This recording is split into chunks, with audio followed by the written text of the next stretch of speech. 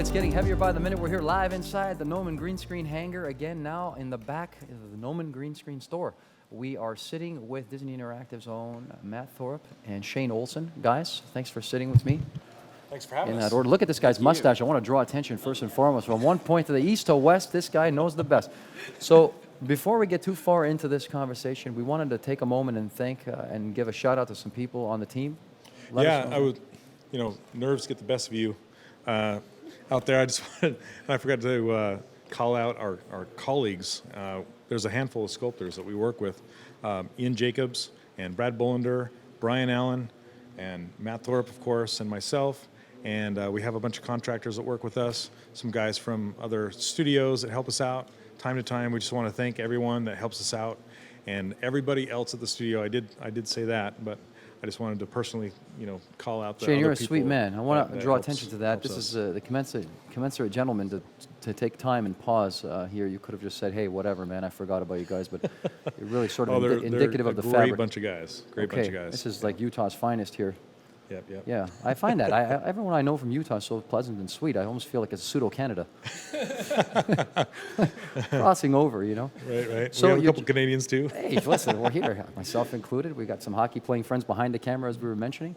But you just came off of the main stage where you had a wonderful sort of resounding success with the audience. They were very engaged. They were asking questions, and you have a wonderful product. But I want to talk first and foremost about both of you were in the droves of the ZBrush Sculpt-Off Challenge. Oh, yes. Let's talk. Do you want to handle this first, Shane Olson? You want to hand it off to the man with the stash, Matt Yeah, Thorpe? Matt, how do you let's feel do about it? Oh, Talk man. about your experience inside the ring yesterday with the combatants and the pressure. I don't know if there's any other experience like the Thunderdome. Many men entered. Even a nice lady was in there doing battle. It was great. I mean, there's you've got Furio he's just getting inside your head. He's sending heat waves your way. And He's then, coming up next. Yeah. Oh yeah. Intensity that's right. personified. That's right. And you've got hate text coming in from Shane over here. He said you're just gonna fail. You're gonna fail. And You're heckling him while he's doing. This is amazing. I'm just talking a bunch of crap, but no, it's super intense. It's way fun. At one point, I'm getting it's super fun, and at one point I'm super emotional. I'm like, I can't believe this is what I'm doing for a living. I love this, and then the computer crashes, and I'm like, I hate this. What is going on? But it was super fun. It's just an incredible honor to be a part of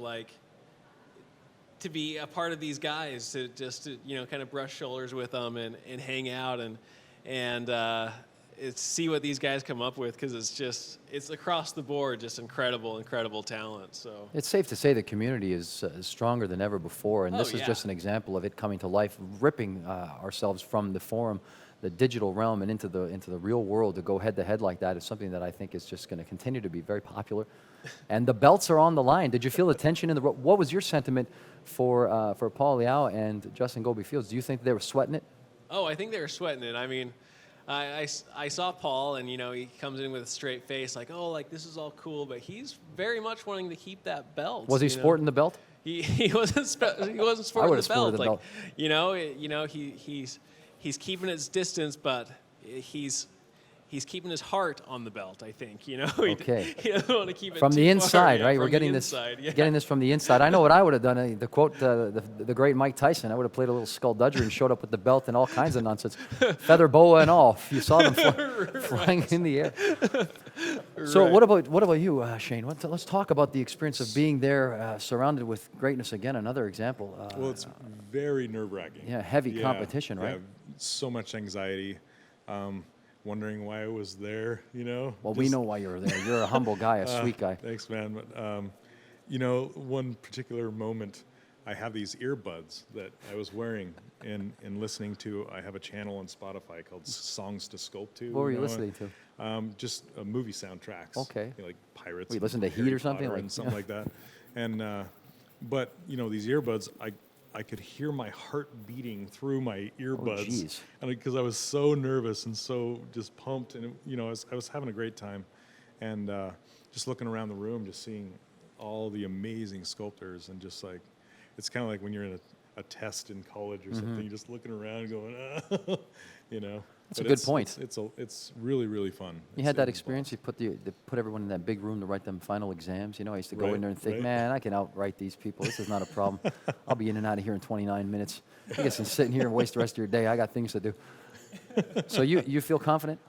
You know, towards the end, you know, coming into it, I wasn't, but towards the end, you know, I specifically planned to do something more on the Okay. simple side, and by the end, I was rendering early, and you know, it was coming together. I was still petrified, but I was happy with the way it turned out, and I also have to give a shout out to my good friend Jason Kim for helping me with the concept. Okay, thanks, Jason Kim.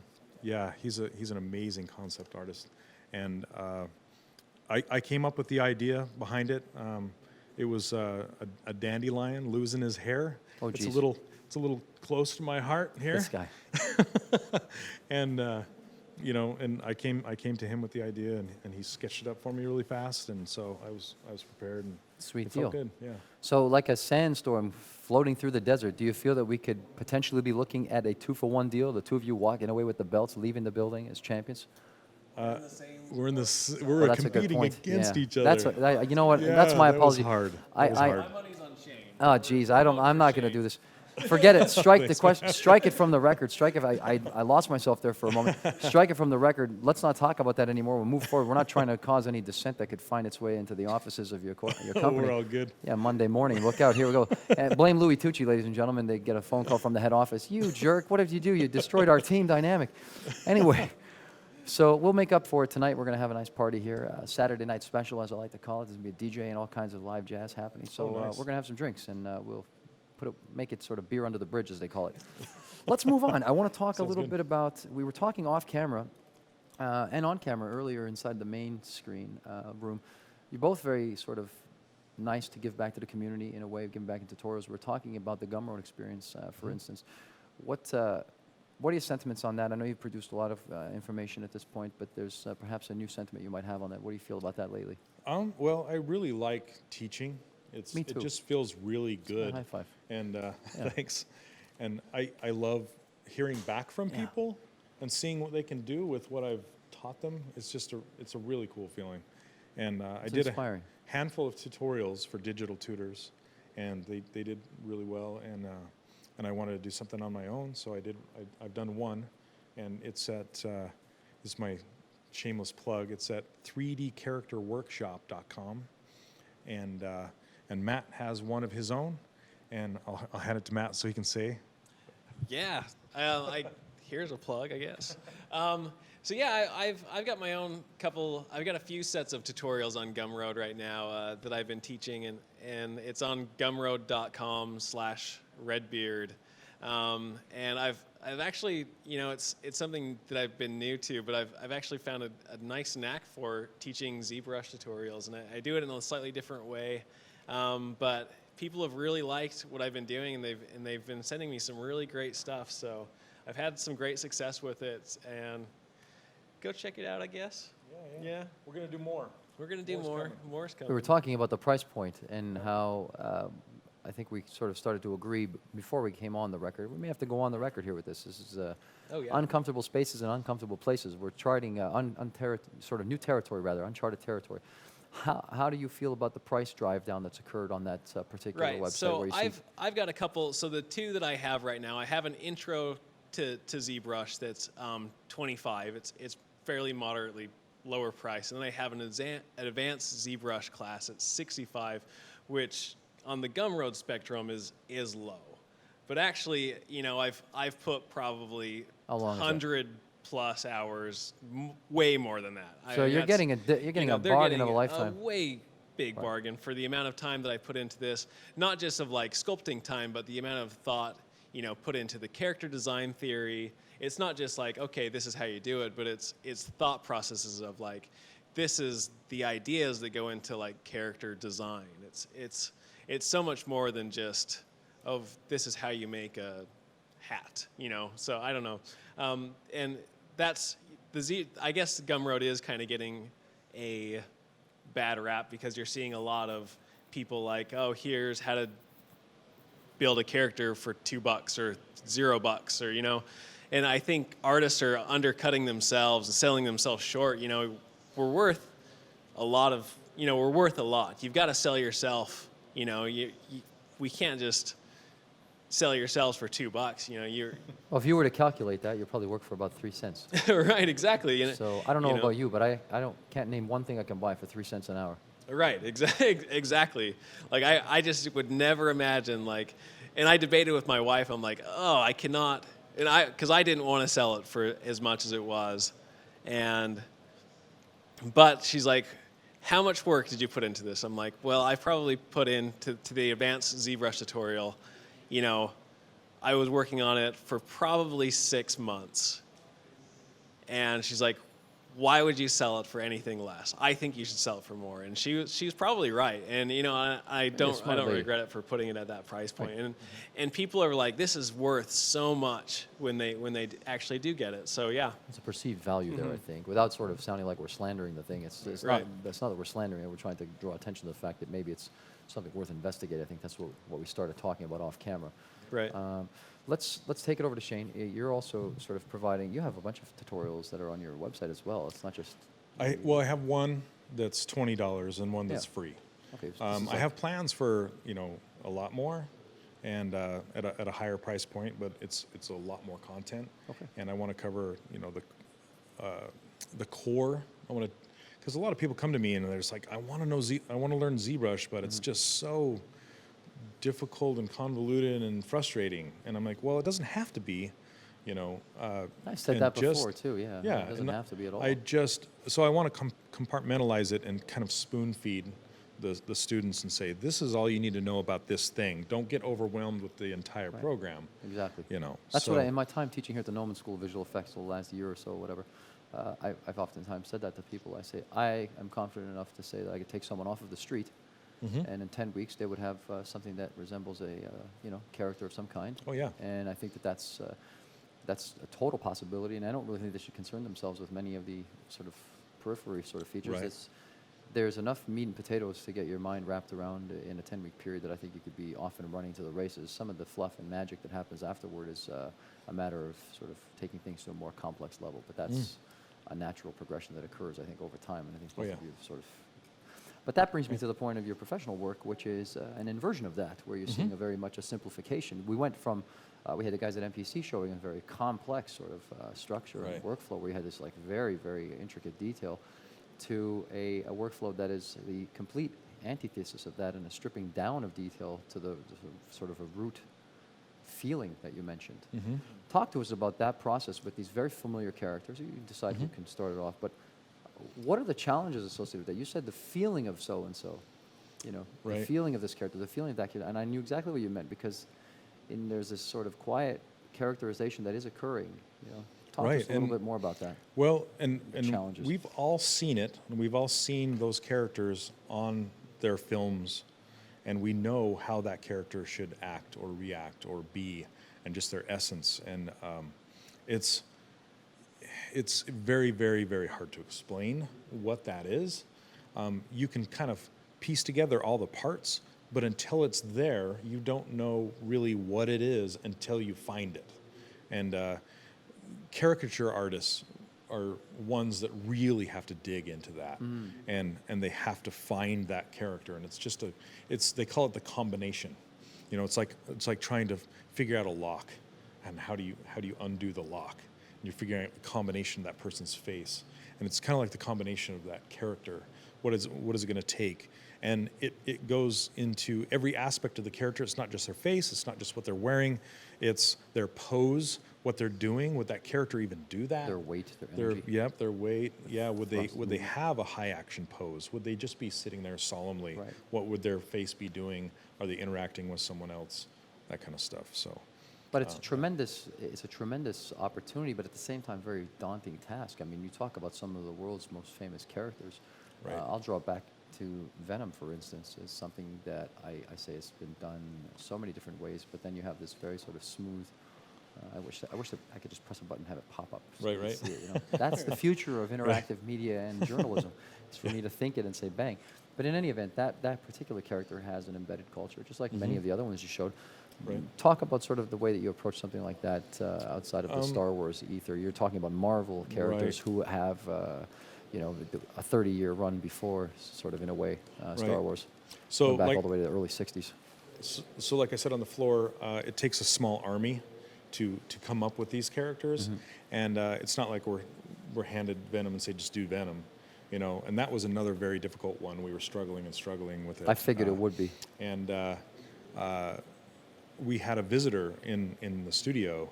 I'm gonna. Are you allowed to I'm gonna say? thrash his name. Yeah, Humberto Ramos. Humberto Ramos. Humberto Ramos. Yeah. Ramos.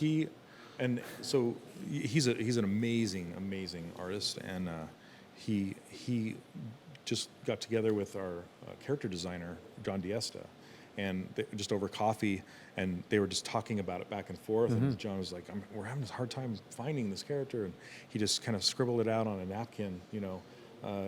And it's like, that's it, you know, and came back and handed it to me. I'm like, that is amazing. I'm gonna sculpt it up, and it was built really quick, and yeah, it was great. And we had a lot of other people help us, you know, come into it, and it just came together really nice. I think that's very telling, because there is a new sort of characterization that is born of those particular representations that you're pushing forward. So there's like this, there's a new perception of that character. At least for me, when I look at it, I say, oh, a new take on it. Cool. Yeah. You know, Yeah. really cool actually. In some regards, I think it's a really challenging thing to do, is to go very clean with something and have sort of no sort of outlandish fluff happening, and just Right. right to the bare form. You know, I want to bring it to you, Matt, with your drawing background in that regard. Yeah.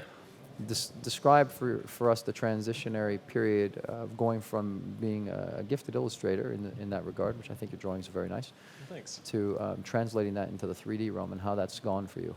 You know, I think, you know, I actually still, you know, try to develop my 2D art skills, because I think it helps my 3D 100%. You know, I try to sketch every single day. I don't consider myself a strong 2D artist. You know, it's something that's very, you know, I think I follow more 2D artists, because I try to harness their skills. They're just so, you know, it's something that a passion that I've always loved. But there's things and angles and shape language and flow, rhythm and flow that I've learned that has helped me get better gestures and better life and better emotion into my 3D work that just wasn't there when I was just studying anatomy and core, you know, 3D modeling. Like principles. Yeah, I mean, which all helped, like is all necessary. But when I was just focusing on like the core modeling, it just wasn't there. But when I started incorporating these 2D principles of rhythm and flow, and that's when everything started to come together. And that's when like my 3D models and just started having that life, having that breath. Like it was all like, you know, they just had that breath of air into them, and it's still something that I'm still trying to develop, but it's 100% helped my 3D. I think it's translated well, and one of your pieces is the Dracula model that you made. Oh yeah. Yeah, I think that's something where I feel like that's a high watermark for you as an illustrator, transitioning to 3D. There isn't a very sort of strong disconnect there. I would say, oh, it's just like an illustration in 3D. I think a really strong point. How do you feel about those types of things, your personal projects at this point? Are you thirsty to go further? Yeah, I'm actually looking to do. I'm doing some personal stuff right now that I've got a lot of personal stuff that I'm trying to work on in between some freelance stuff Can that we I talk can't about it at all? necessarily talk about. Okay. No. Fair enough. Off the this is not off the record in any way, Yeah, shape, I or can't- form. So bite your tongue, I can't talk man. about any of the freelance stuff, but Okay. I am working on. You'll see some stuff probably fairly You're shortly. busy with the home improvements, is what you are. Yeah. It's Yes, like the guy said on the home improvements. But there's going to be some pretty cool stuff. Okay, so probably you're coming out busy with it. behind the veil, doing your own thing, working on some stuff. Yeah, there's. Okay, Shane, how about you? What's happening in the personal realm? Well, I'm right in the middle of moving right now. Okay, so you actually do have some Moving place. some home things are So happening. yeah. So I'm trying to move closer to work. Okay. Because the commute is crazy. Nothing like LA, but it's crazy. Yeah, So, don't get started with that one. yeah. So, I'm just trying to build and put together tutorials and things like that. Cool. I'm really not that big of a sketch artist, and so I don't do much of that. I just look towards what's out there, like the traditional sculptors and things like that.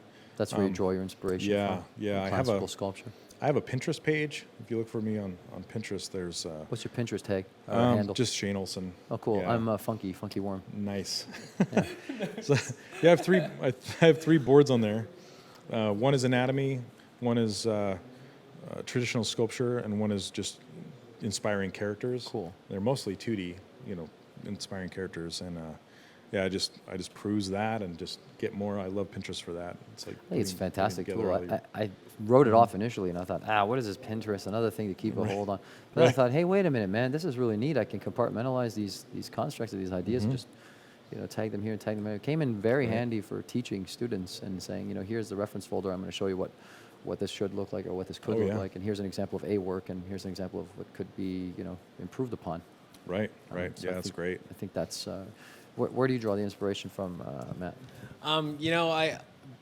My main inspirations are, love Pinterest, but I kind of look to a lot of traditional animators. Now, Glenn Keane is probably one of my biggest inspirations. I look a lot, 3D wise. Dylan Ecker and Zach Petrov are like what I aspire to. Hey guys, Hey guys. yeah, they're friends of mine. Just geeking out over you. Dylan's probably watching. What's up, man? I know they're.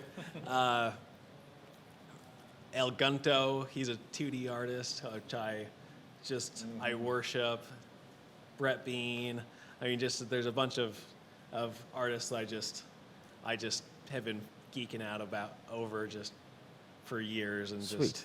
just try to emulate and learn from, and yeah. Let's talk about the dream situation. Management comes in and says you're working on.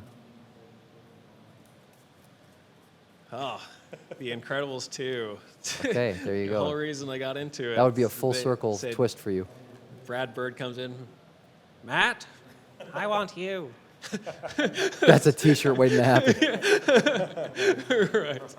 Get the T-shirt. Yeah, that's probably the dream right there. But it's safe to say you're working on some really incredible characters. You're bringing, Oh, like we're yeah, saying, I bringing mean, life to some of the world's most it's- celebrated brands and characters. Yeah. I Can't complain about that. and you have an opportunity to have this transition from game to collectible, which is really something special. It's like Right. almost an inversion. It's usually, kind of working the other way around. We have this overlap and interplay between these things. What can you tell us about that experience? I know you mentioned some of that inside there and how you're having some issues fitting the Darth Maul saber, or whatever you want to call it, staff inside the box. Right. What are some of the Well, yeah. I think I've said this before, but working in Disney in any capacity and being a part of any of these stories, like these iconic stories, is incredible. It's just my dream. It's awesome. And the library is expanded exponentially over the last few years. You've got now the Marvel franchises. That's we can say this openly, 60 years for the storyboards, man. If you got trouble telling stories there, I don't know what the world's coming to. What's your take on that as characters go? Yeah, it's just there's a sea of characters to pluck from, and it's just a matter of just what's coming down the pipe, what's new, what's fresh, and some digging into some of the old licenses that are around. And but Disney and Marvel and Star Wars are always doing something new, and the live action films that are coming, there's always something, and so it's really fun to see what are they going to assign to us, what's going Right. to happen, and It's kind of like a lottery every day. Yeah, So, who we- are they throwing out? Bib Yeah, the Fortuna, Bib whole- Fortuna. Here we go. the whole studio cheered when Disney bought Marvel, and then they buy Star Wars, and we just about shut down, Yeah, right. You're like, wait a minute, hold on a Yeah, second here. I yeah, think I we're just just peed the- a little bit here in my Right, pants. we're an entire studio of game geeks, that just are like, whoa, we get to work on that. You know. What do you showed the It's- Boba Fett in there. What do you think the endearing quality for a character like that is? I've oftentimes wondered about this. It's like the guy is not, it's not the most prolific character in the world. What do you think it is? I think it's like maybe it was the exclusivity of the first action figure that we talked about. You think that's what drives the interest, or just like less is more? Just how obscure he is, yeah, and just Yeah. how mysterious. and stuff Folklore like on the that. streets in the Right, park when we're right. kids. Oh, did you get that one as a mail away? Right. Is that it's sort of funny how that percolates through. Oh, if we're getting the spinning finger of death, behind schedule as it was and as it were. Well, I want to say thanks on behalf of all of us here inside of this wild and zany world of interviews inside the Noma Green Screen Hangar. On behalf of myself, Louis Tucci, I've been moving so fast I straightened out a curl in my hair. Matt Thorpe, Shane Olson, thanks so much. Thanks for having us. Yeah, it's my pleasure. Thank you, Like I sir. said, we'll be going deep into the night tonight. Paul, take it away. We'll go back into the main room for Furio Tedeschi. Here we go.